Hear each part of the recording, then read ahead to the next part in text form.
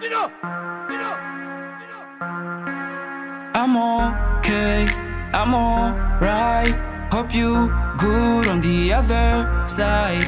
All my life you were by my side. Never thought I would say goodbye.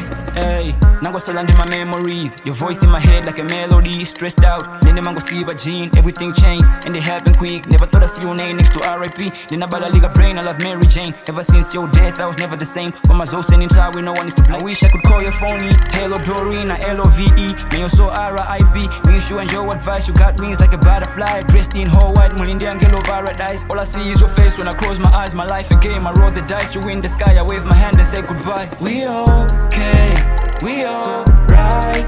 Hope you good on the other side. Ever since you died, Mungo ziwara guso one. We okay, we alright. We okay, we alright. When I pray, got a genocide. Angelo wa masika, my verse na ndugu preacher. I really miss you, never thought musapita. Now that you're gone in my reeler, I'm still holding on. Lily one sitting at the Rolling Stone. Ring, ring, ring, still my yanka phone. I'm trying my best and I'm moving on. Come on. We okay, we alright.